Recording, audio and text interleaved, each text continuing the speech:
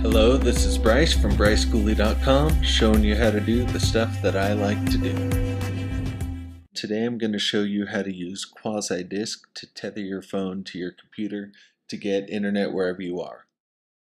There are a lot of options as far as tethering your phone with a jailbroken iPhone. Quasidisk was an app actually in the App Store for maybe 2 days till Apple pulled it once they realized it could be used as a tethering app. If you're lucky enough to have got it within that 2-day period, you can follow this and use it to tether your phone wherever. Even if you've unjailbroken your phone, getting prepared for the next untethered jailbreak, you can still use Quasidisk. You can also find it on Installus, so this obviously would be a jailbreak option at that point. It's not as feature rich as MyWi, but it does hide from carriers like PDANet or TetherMe. So it's another option out there, and I'll show you how to do it.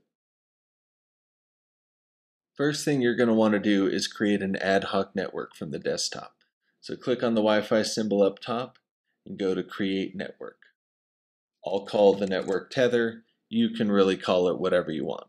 Just create an ad hoc network. Now you see up top the ad hoc network is running. From your iPhone, open up network settings and connect to the ad hoc network that you just created.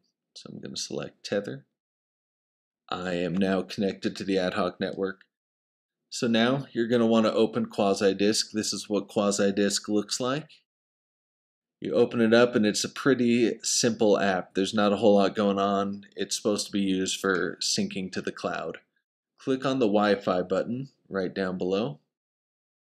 And you'll note FTP server, server name, and port. Those are the three main things you need to worry about.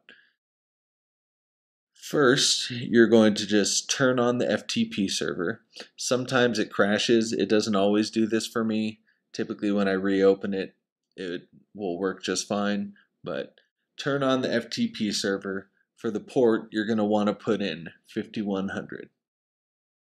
Once you've done that, go back to your Mac, open up System Preferences, go down to Network, then Advanced, and click on the Proxies tab. There's two proxies you're going to be dealing with. That's Web Proxy and SOCKS Proxy. So just select those, enable those. And this is where the server name on Quasidisk comes into play. Notice on Quasidisk you have server name FTP bryphone.local. Well, right here you put in bryphone.local port 6666. On SOCKS, bryphone.local 5050 for the port. The ports will remain the same for you. The only thing that will change is the server name. It'll just put in whatever you have in Quasidisk. Once you've done that, click OK. You're going to want to apply the changes. And that should be it. We should now be able to get tethering through our iPhone. Let's test it out.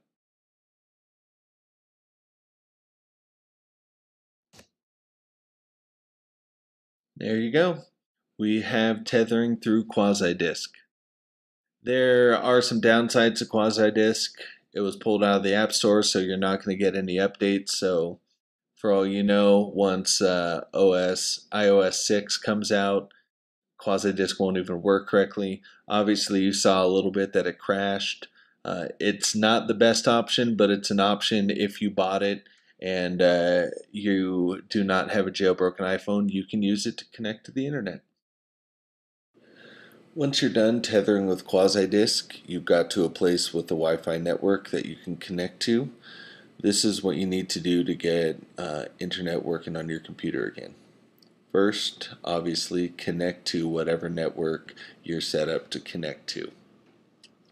Then you go back to System Preferences, you go to Network, Advanced, Proxies, and you want to shut these off now. If you do not shut these off, this is what you'll get. So, You need to shut off the proxy servers, web proxy, SOCKS proxy. OS X will save your settings there, so unless you ever change those things, those will always be there. Once you've done that, hit apply. Now I can try to reload my page. There you go. So you need to do that in order to get Wi-Fi back on your computer.